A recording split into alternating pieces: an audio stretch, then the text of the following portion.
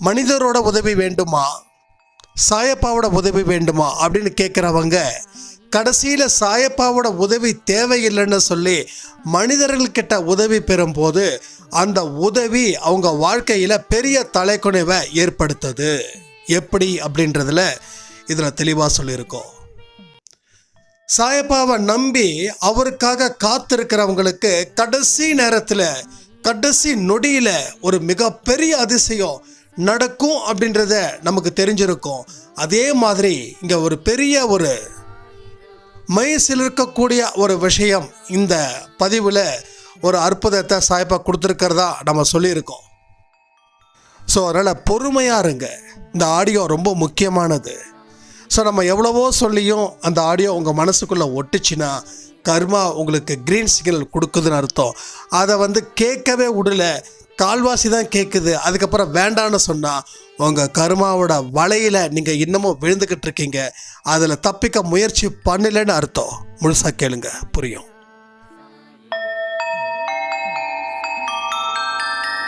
ஓம் சாயிரா சாயிரா, ஓம் சாயிரா சாயிரா, ஓம் சாயிரா சாயிரா, அன்பே சாயிரா, பேரன்பே சாயிரா, அகிலம் தளிக்க ஆத்மா விழிக்க அனுதினம் சாயிரா, எங்கள் அன்பே சாயிரா.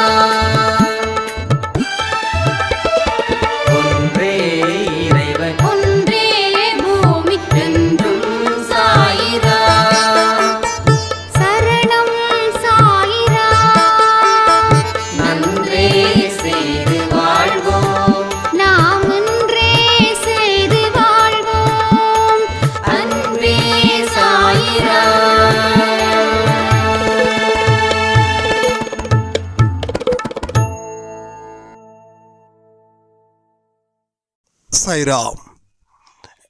என் உயிரின் உயிரானவர்களே, ஒவ்வொரு நாளும் அன்பை சாயில கொடுக்குற ஒரு ஆடியோவோ சாயப்பாவை நேரில் பார்ப்பதற்கு ஈக்குவலண்ட்டாக இருக்குன்னு ஒரு சாய்ராம் சொல்லியிருந்தாங்க. ஒரு விஷயத்தை நாம் நல்லா புரிஞ்சுக்கலாம். எந்த ஒரு வார்த்தைகளும் ஒரு மனுஷனால் உச்சரிக்கப்படுவது இல்லை. இது தெய்வத்தின் வார்த்தைகள். அதை மனிதர்களாக இருக்கக்கூடிய நாம உச்சரிக்கிறோம். இங்கே பலவிதமான கஷ்டங்களும் இங்கே இருக்கு. ஆனால் அந்த கஷ்டங்களும் நம்மளை பார்த்து எதுவும் செய்ய போவதும் இல்லை. வாழ்க்கையில் நமக்கு என்னென்ன தேவைகள் இருக்குதுன்றத சாயப்பா நமக்கு ஏதோ ஒரு ரூபத்தில் சொல்லிக்கிட்டே இருக்காங்க. அதன்படி நம்ம வாழ்க்கையையும் நம்ம வாழ்ந்துக்கிட்டு இருக்கோம். இந்த வாழ்க்கையில் கிடைக்கக்கூடிய சந்தோஷம் அளவில்லாதது. அதை சொல்ல முடியாத அளவுக்கு சந்தோஷம் நிச்சயமாக ஒவ்வொருத்தவங்க கிட்டேயும் இருக்குது. இல்லை, நான் ரொம்ப கஷ்டப்பட்டுட்டு இருக்கேன், ஆனால் எனக்கு அந்த சந்தோஷம் கிடைக்கல அப்படின்னு உங்களில் யாராவது கேட்டிங்கன்னா நான் ஒரே ஒரு வழி சொல்கிறேன். நீங்கள் உங்கள் மனசு, சாயப்பாவோட மனசு எல்லாத்தையும் ஒரே நேர்கோட்டில் வைங்க. உங்கள் வாழ்க்கையை அவர் பாதுகாப்பு கொடுக்கிறார். உங்களோட வழிகளை அவர் தேர்ந்தெடுக்கிறார். ஒவ்வொரு நொடி பொழுதும் உங்களை கண்காணிச்சுக்கிட்டு இருக்கார். எல்லா இடத்துலையும் உங்கள் முன்னால் இருக்கார், உங்கள் பின்னால் இருக்கார். இதை என்னைக்கு நீங்கள் மனசில்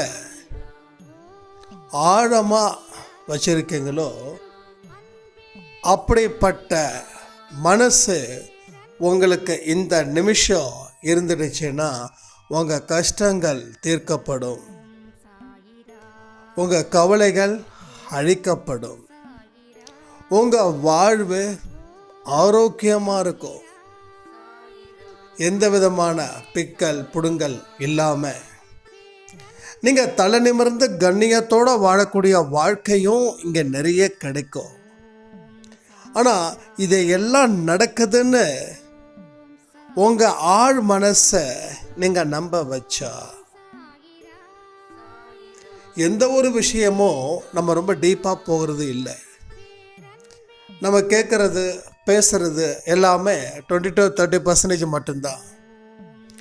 ஆழமாக உள்ளே இருந்து வெளியில் வரலை. விதைச்சா ஆழமாக விதைக்கணும். விதைச்சா மட்டும் பத்துமா? அதுக்கு உண்டான அத்தனையும் செஞ்சாதான் அந்த விதை பெரிய செடியாக பெரிய மரமாக அமையும். அதே போல தான் ஆழமான விஷயங்களை நாம் மேலோட்டமாக கொண்டு போயிடுறோம்.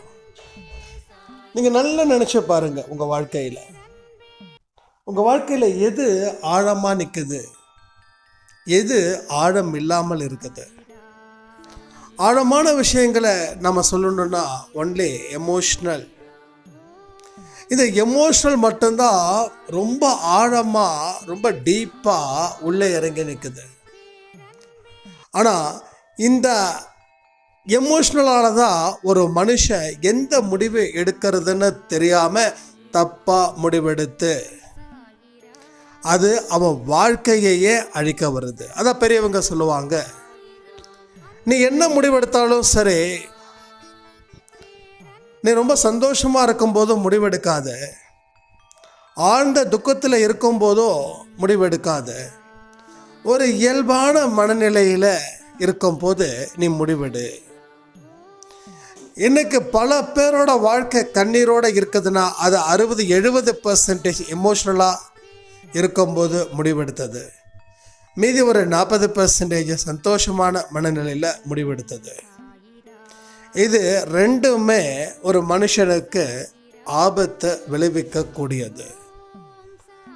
அதுக்காக முடிவெடுக்க முடியாமலே விட்டுடவும் முடியாது. ஏன்னா முடிவெடுத்தாதான் வாழ்க்கை அடுத்த கட்டத்துக்கு போகும்.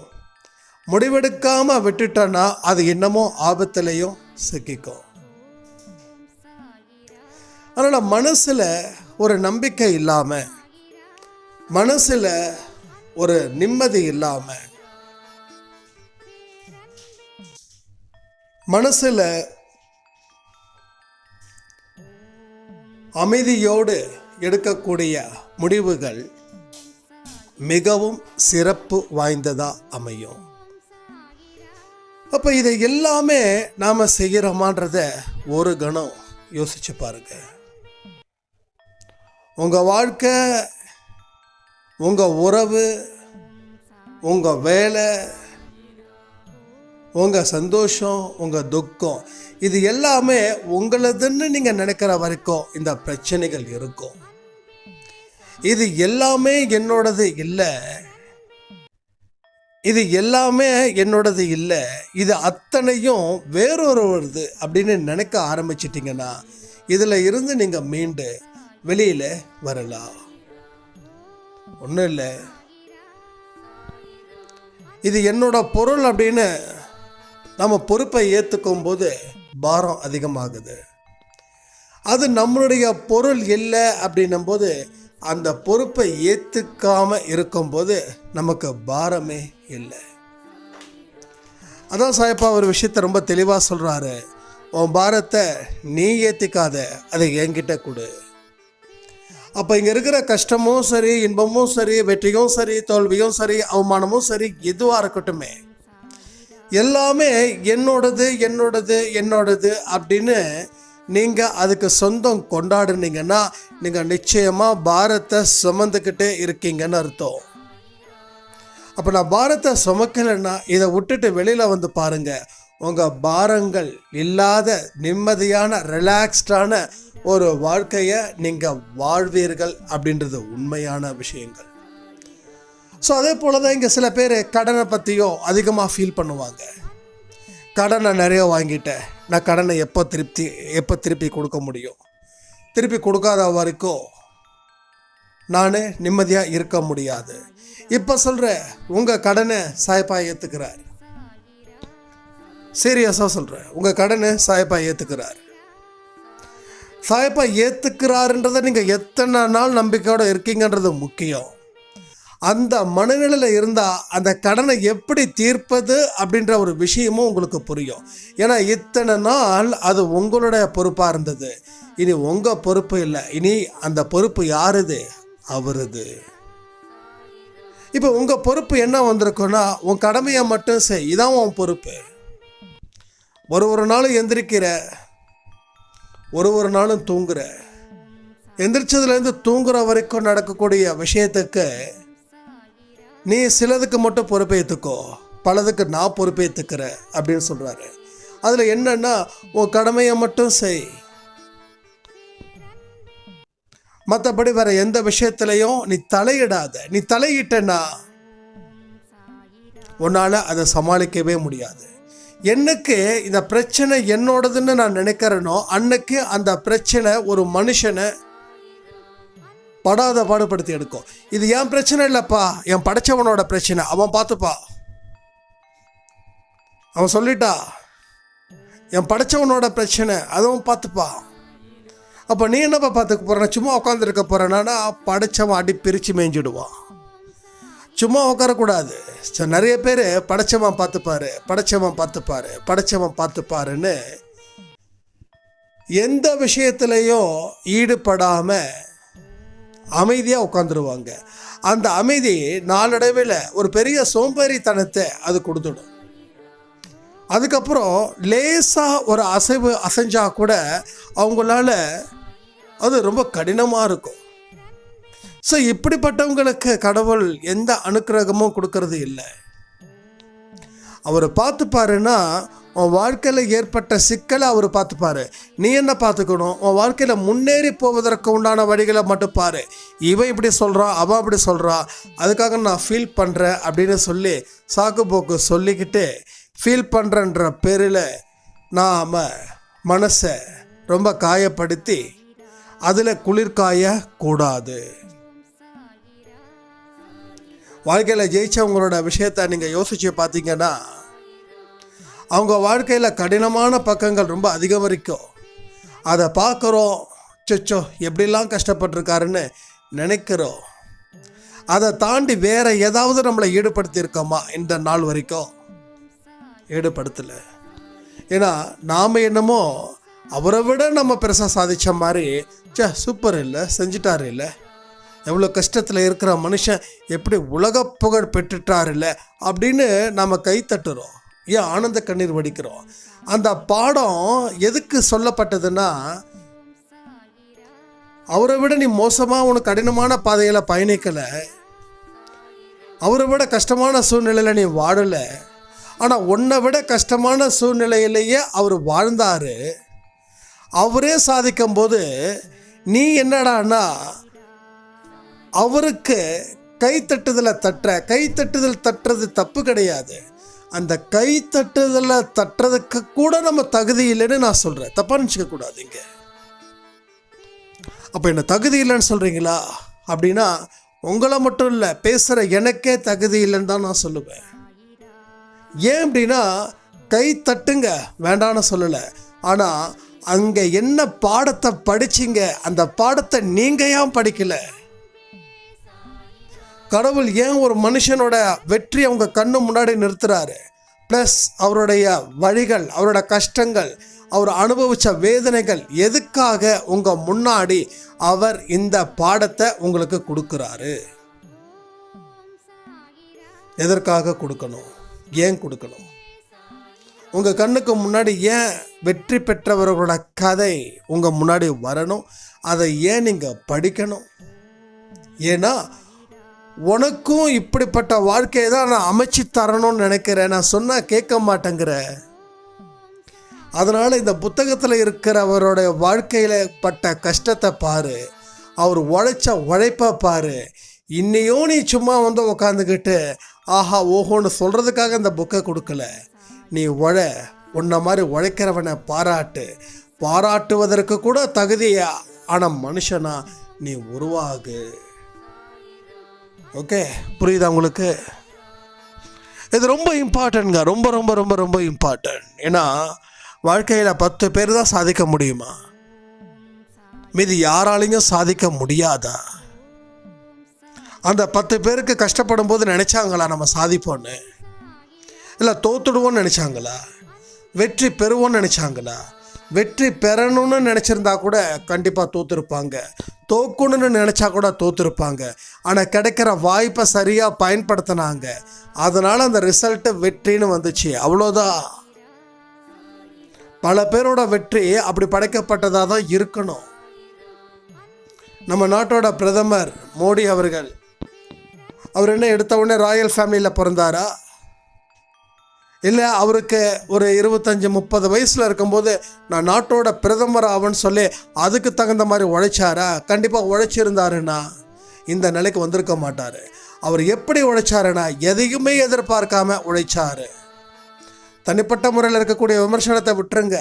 அவர் ஜெயிச்சதுக்கு உண்டான விஷயத்தை பற்றி மட்டும்தான் நீங்கள் பேசுகிறேன். யாராக இருக்கட்டும், எந்த அரசியல் கட்சி தலைவராக இருக்கட்டும், இல்லை அவர் அதை பண்ணார் இதை பண்ணார், அதெல்லாம் தேவையில்லை. மனுஷனுக்கு நாணயத்துக்கு எப்படி 2 பக்கமோ மனுஷனுக்கும் 2 பக்கம் இருக்கு. ஒரு பக்கம் வெள்ளை பக்கம், ஒரு பக்கம் கருப்பு பக்கம். நம்ம கருப்பு பக்கத்தை மட்டும் பார்த்து மட்டம் தட்டக்கூடாது, அந்த வெள்ளை பக்கத்தை பாருங்க.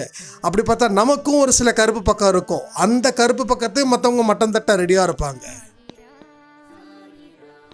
அப்போது அவங்களாம் எந்த விதமான எதிர்பார்ப்பும் இல்லாமல் அந்த இருக்கிற வாய்ப்பை 100% இல்லை 200% பயன்படுத்தினாங்க.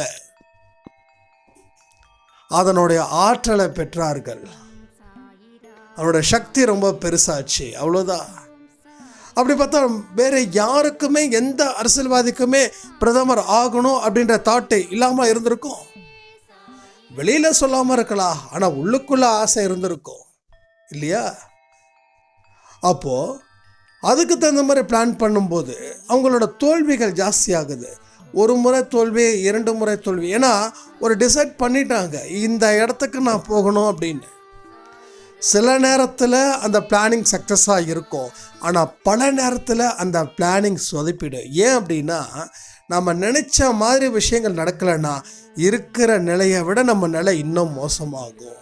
அதான் பகவத்கீதையில் சொல்லக்கூடிய வார்த்தை, ஒன்றே ஒன்று, கடமையை செய்யும்போது பலனை எதிர்பார்க்காமல் செய். அது ஒன்று தான் தாரக மந்திரம். அதை நாம் சிறப்பாக செஞ்சிட்டா உச்சத்தில் நாம் வெற்றி பெறலாம், உச்சத்தில் நம்ம நிற்கலாம். வானத்தை எப்படி அண்ணாந்து பார்க்குறாங்களோ அந்த மாதிரி நாம் வாடலாம். ஸோ எந்த விதமான பிரதிபலனையும் எதிர்பார்க்காமல் உங்களோட வழிபாடு முறையாக இருக்கட்டும், உங்களோட உழைக்கிற முறையாக இருக்கட்டும், இல்லை நீங்கள் மற்றவங்க கிட்ட பழகிற முறையாக இருக்கட்டும், உங்கள் எந்த விதமான எதிர்பார்ப்பும் இல்லாமல் தூய மனதோடு ஆழ்ந்த அறிவோடு நீங்கள் செயல்படணும்.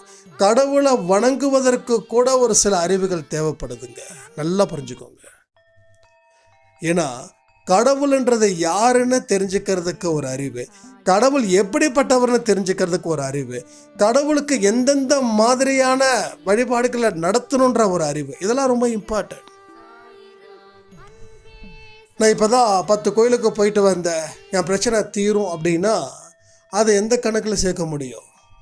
உன் பிரச்சனை தீரணும்னா நீ உன் கர்மாவை ஃபேஸ் பண்ணணும். உன் கர்மாவை ஃபேஸ் பண்ணாமல் நான் கோயிலுக்கு போனேன் அதனால எனக்கு இன்னும் என் ப்ராப்ளம் பார்த்து சால்வ் ஆக போகுதுன்னு நினச்சி அதை நம்ம சமாளிக்காமல் இருந்தால் அது எந்த காரணத்தை கொண்டும் அந்த பிரச்சனைகளை தீர்க்கவே முடியாது. அதான் நான் சொல்கிறேன், கடவுளை வணங்குவதற்கு கூட ஒரு அடிப்படை அறிவு தேவைப்படுது. ஏன்னா ஒரு அழகான தத்துவம் பகவத்கீதை சொன்னது, உங்ககிட்டையும் என்கிட்டையும் யார் இருக்கா? ஒரு ஆத்மா இருக்கா, அந்த ஆத்மா தான் கடவுள். அப்போ ஒவ்வொரு மனுஷனும் கடவுளா? எஸ், நீயும் கடவுள், பேசுகிற நானும் கடவுள்.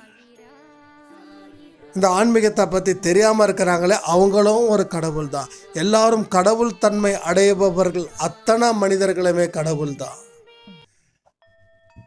அந்த கடவுள் தன்மையை எப்படி கொண்டு வரணும் அப்படின்றது தான் வைக்கிறக்கூடிய பரீட்சை.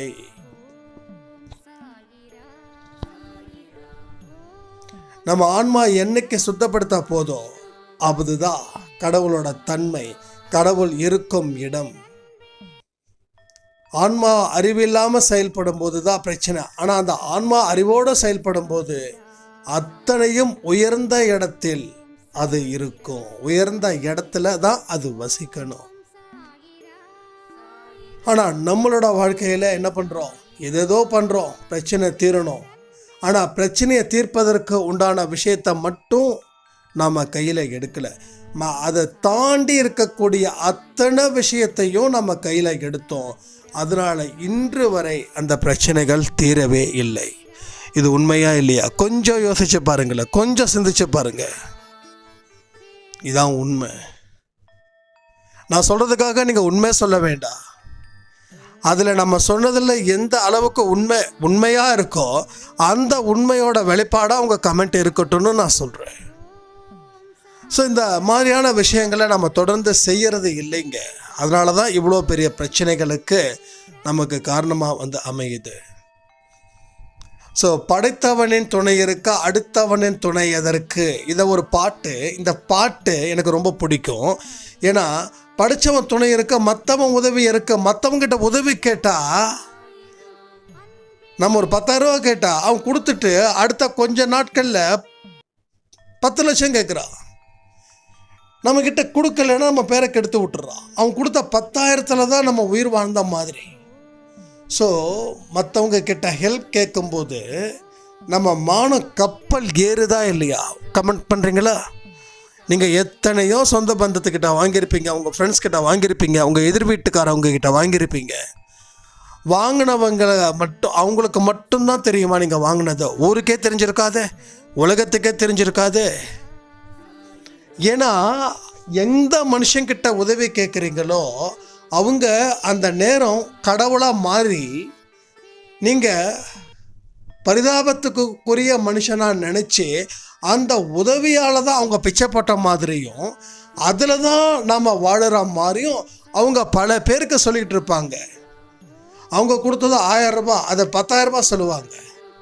10,000த்தை இன்னும் அதிகபட்சமாக சொல்லுவாங்க. இதுதான் வெளியில் நடக்குது. ஆனால் படைத்தவன் உதவி இருக்க, படைத்தவனை நீங்கள் அழைச்சி அவங்கிட்ட உதவிகள் வாங்கினீங்கன்னா உங்கள் வாழ்க்கையில் நீங்கள் தலை நிமிர்ந்து வாழலாம். ஆனால் மற்ற மனுஷங்க மூலமாக உதவிகள் கேட்டு நீங்கள் வாழ்ந்தீங்கன்னா தலை குனிஞ்சு தான் வாழ முடியும். அப்போ இன்னைக்கு பல பேரோட வாழ்க்கை தலை குனிஞ்சு இருக்குன்னா அதுக்கு காரணம் நம்ம தன்மானம் எங்கேயோ அடமானம் வச்சிருக்கோம். அந்த அடமானத்தின் காரணமாக தான் தலை குனிஞ்ச வாழ்வை வாழ்ந்துக்கிட்டு இருக்கோம். அப்போ ஸ்ட்ரைட்டாக சாயப்பா கிட்ட உதவி கேட்டால் அதுக்கப்புறமும் நம்ம தலை குனிஞ்சு தான் வாழ்வோமா என்ன? இல்லை. அதே போல் இன்னொரு சாய்ராம் கேட்டிருந்தாங்க, என்னதான் உதவிகள் கடவுள்கிட்ட கேட்டாலும் கடவுள் எப்படி உதவி செய்வாரா மாட்டாரா அப்படின்னு தெரியாமல் நான் எத்தனை நாள் காத்திருக்க முடியும்?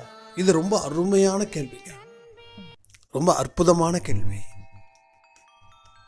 ஒரு மனுஷங்கிட்ட உதவி கேட்டு அவ இல்லைன்னு சொன்னாலும் அப்பா கேட்டாச்சு இல்லை அப்படின்னு ஒரு கன்ஃபர்மேஷனுக்காக தான் நம்ம மனிதர்கள் வாழ்ந்துக்கிட்டு இருக்காங்க. ஒரு கன்ஃபர்மேஷன், எஸ்ஸா நோவா. நோ அப்படின்னா கொஞ்சம் கஷ்டம்தான். ஒரு உதவி கேட்க ஒரு மனுஷங்கிட்ட போகிறீங்க, அந்த மனுஷன் முடியாதுன்னு சொல்கிறான், அது நமக்கு கஷ்டம்தான். ஆனாலும் சரி இவர் நமக்கு உதவி செய்ய மாட்டாருன்னு இன்னொருத்தனை நம்ம தேடுறோம். அங்கேயும் நமக்கு உதவி கிடைக்கல, ஸோ இன்னொருத்தனை தேடுறோம். அங்கேயும் உதவி கிடைக்கல. ஒரு 10 பேர்கிட்ட உதவி கேட்குறீங்க, 11ஆவதா ஒரு ஆள் உதவி பண்ணுறேன்னு சொல்கிறாரு. இப்போ என்ன குழப்பம் இங்கே இருக்குது அப்படின்னா,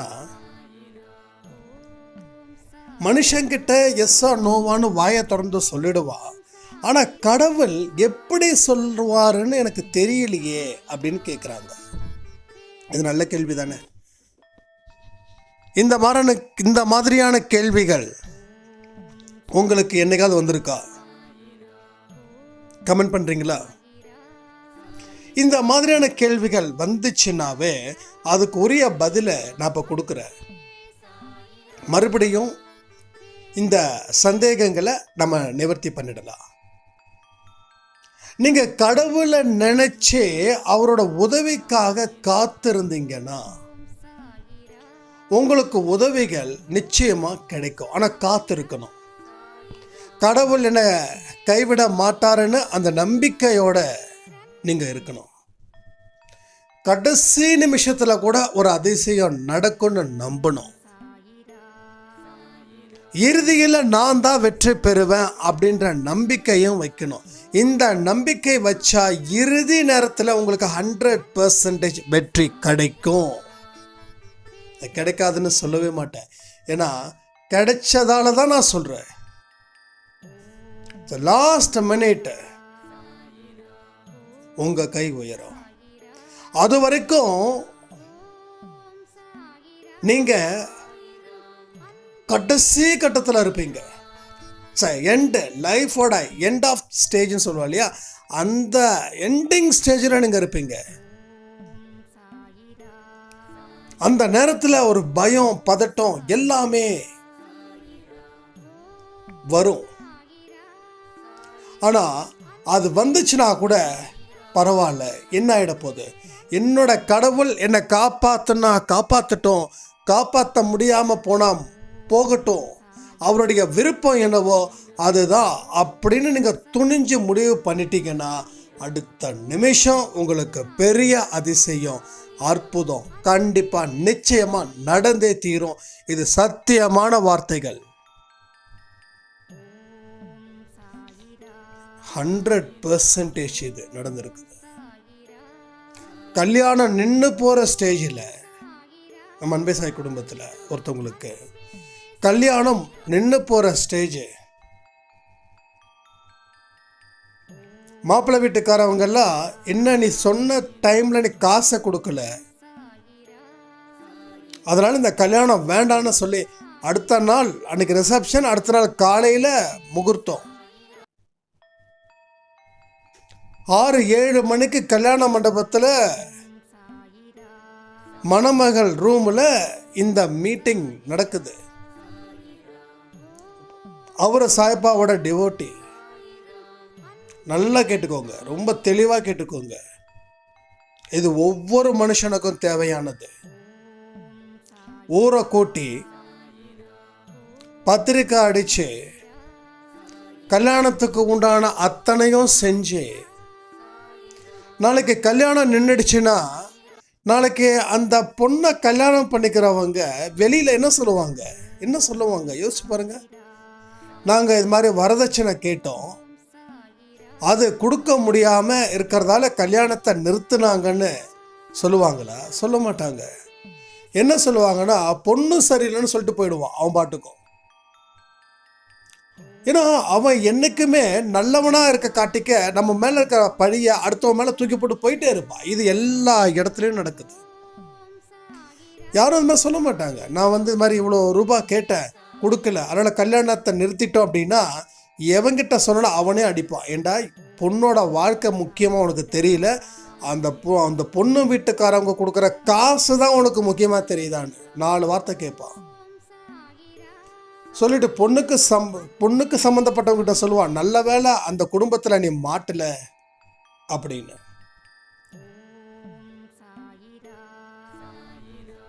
ஏன்னா பொண்ணுக்கு பையனை பிடிச்சிருக்குது, பையனுக்கு பொண்ணுக்கு பிடிச்சிருக்குது.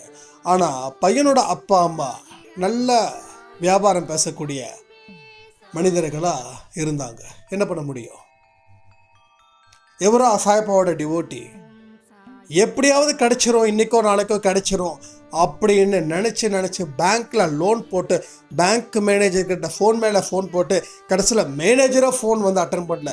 சார் உங்களோட எல்லா ப்ராசஸிங் முடிஞ்சுதுங்க சார், ஆனால் கண்டிப்பாக வரும், இதை மாப்பிள்ளை வீட்டுக்காரவங்க நம்பல.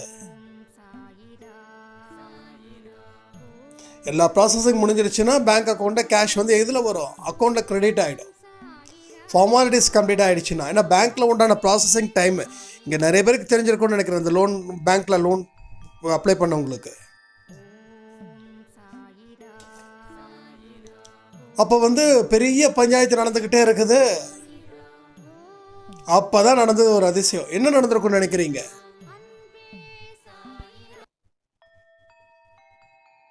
கடைசி நேரத்தில்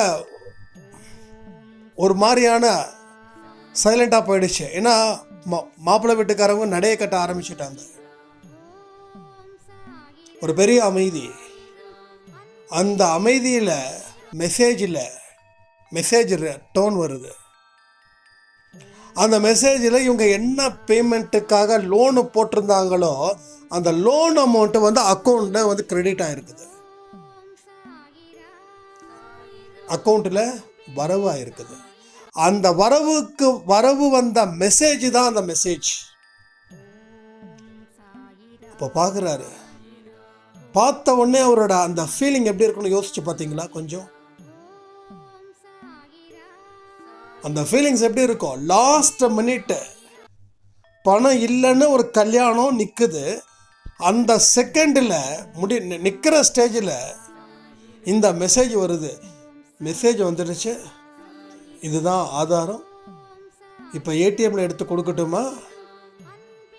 ஏடிஎம்மில் என்னால் இவ்வளோதான் எடுத்து கொடுக்க முடியும். இந்தாங்க என்னோட கார்டு, இதை நீங்கள் வச்சுக்கோங்க. பொண்ணை ஸ்டேஜுக்கு கூட்டு போகணும். எவ்வளோ பெரிய மிராக்கிள்ஸ். அப்புறம் அந்த சாய்ராம் சொன்னார், சாயப்பா ஏற்கனவே தடுத்தாரு. இந்த பையன் வேணுமான்னு. நான் ரொம்ப எமோஷ்னலாக நம்மளை தாண்டின ஒரு சம்மந்தத்தை பிடிக்கணும்னு சம்மந்தத்தை தேடினேன்.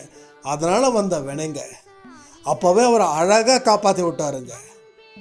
இன்னைக்கு ஒன்றும் பிரச்சனை கிடையாது, எல்லாம் வாழ்ந்துட்டுருக்காங்க.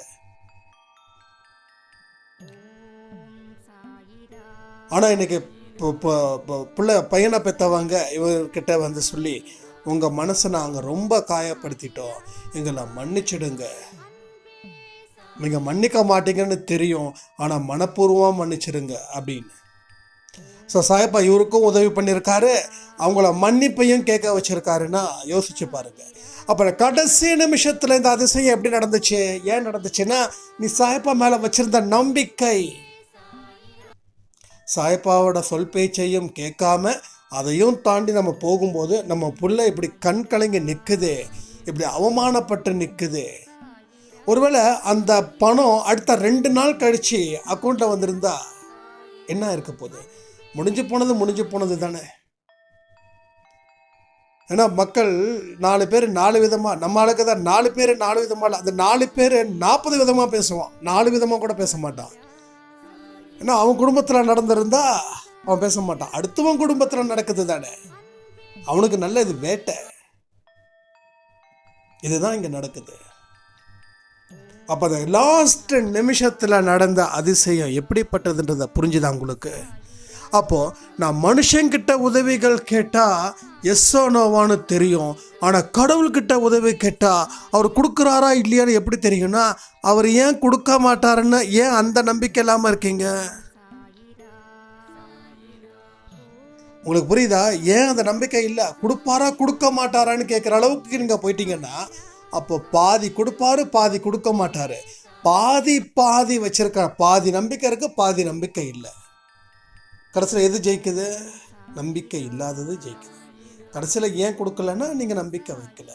நீங்கள் அதுக்கு முன்னாடி கடவுள் உங்களுக்கு கொடுத்துருக்கிற டைமில், அது ஒரு நிமிஷத்துக்கு முன்னாடி உங்கள் மனசு மாறிடுச்சு. இனி கடவுள் கை கொடுக்க மாட்டார், இன்றைக்கி போய் மனுஷனை பார்க்கலான்னு. அந்த மனுஷன் உதவி பண்ணுறது ஒன்று தான், உதவி பண்ணாமல் இருக்கிறது ஒன்று தான். கடைசியில் தான் தெரியும், இவன் உதவி பண்ணலன்னா என் வாழ்க்கை நல்லா இருந்திருக்குமே அப்படின்னு. Very simple. இதை சொல்லி இந்த ஆடியோவை நான் முடிக்கிறேன். என்னோட வாழ்க்கையில் கிட்டத்தட்ட 10 லட்சம் ரூபாய் கடன். இந்த 10 லட்சம் எப்படி வந்துச்சுன்னா, ஒரு 10,000 ரூபாய் ஒரு கஸ்டமர் ஒரு பேமெண்ட் எனக்கு பண்ணணும், அவர் பண்ணலை. அவர் சொன்னார், எனக்கு தெரிஞ்ச ஒரு வட்டி கொடுக்குறவர் இருக்கார், அவர்கிட்ட போய் நீங்கள் வாங்கிக்கோங்க. ஆனால் நான் கம்ப்யூட்டர் வாங்கினதால தான் அவருக்கு வட்டி கேட்குறேன்னு நினைக்க வேண்டாம். நான் உங்களுக்கு ரெக்கமெண்ட் பண்ணுற மாதிரி பண்ண நீங்கள் போங்க, அவர் கொடுப்பாரு. அன்னைக்கு அந்த 10,000 அந்த வட்டிக்கு நான் வாங்காமல் இருந்திருந்தேன்னா இந்த 10 லட்ச ரூபாய் எனக்கு வந்திருக்காது.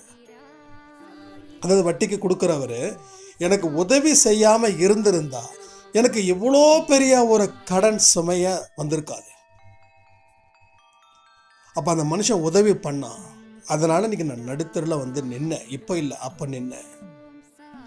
அப்போ அந்த உதவி இப்போ நான் யோசித்து பார்க்குறேன். இப்போ கூட நான் யோசித்து பார்க்கல. ஏன்னா இப்போ நிறைய அனுபவம் வந்துருக்கு. ஓகே, ரொம்ப சந்தோஷம். ஏன்னா வாழ்க்கையில் அடி விழுந்தாதான் வழி விழுந்தாதான் வழி போகிறக்கும் நம்ம சொல்லியிருக்கோம். ஒருவேளை அந்த வழியோட வழி பிறக்காம இருந்திருந்தா, என்னோட விதி அப்படியே போயிருந்தா, என்னால் கஷ்டத்தை அனுபவிக்க முடியாமல் ஏதாவது நான் என் வாழ்க்கையை முடிச்சிருந்தா, அப்போ உங்கள் வாழ்க்கையில யோசிச்சு பாருங்க. மனிதர்கள் செய்த உதவி அந்த நேரத்தில் செய்யாமல் இருந்திருந்தா நம்ம வாழ்க்கையில் வாழ்ந்திருக்கலாம். 80% மக்கள் நிம்மதியை இழந்ததுக்கும் தோத்ததுக்கும் காரணம் இது. 20% வேணா நல்ல உள்ளங்கள் உதவி செஞ்சிருக்கலாம். அந்த நல்ல உள்ளங்கள் உதவி செய்தால வாழ்க்கை இன்னைக்கு உயரத்தில் இருக்கு. இதுதாங்க வாழ்க்கை. இதில் என்ன நீங்கள் யோசிக்கணுமோ யோசிங்க, என்ன முடிவெடுக்கணுமோ முடிவெடுங்க. உங்கள் வாழ்க்கையில் கடைசி நிமிஷத்தில் ஒரு அதிசயம் நடக்கணும் அப்படின்னா இந்த ஆடியோவை 1 தடவைக்கு 2 தடவை கேளுங்க. இல்லைன்னா உங்கள் கர்மா வழிபடலைன்னு நான் கொஞ்சம் ஆறுதல் அடைஞ்சிக்கிறேன். வேற என்ன செய்ய முடியும்? ஏன்னா இதை கண்டிப்பாக உங்கள் கர்மா வழிவிடணும்னு சொல்லி நான் பிரார்த்தனை பண்ணுறேன், இல்லைன்னு சொல்லலை. அதையும் மீறி உங்களுக்கு அதில் விருப்பம் இல்லைன்னா என்ன செய்ய முடியும்?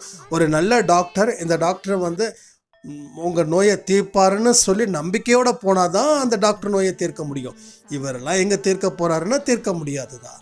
ஸோ உங்களுக்கு எங்கே நம்பிக்கை இருக்குதோ அதன்படி தான் உங்கள் வாழ்க்கைன்னு சொல்லி இந்த ஆடியோவை நான் முடிக்கிறேன். ஜெய் சாய்ராம்.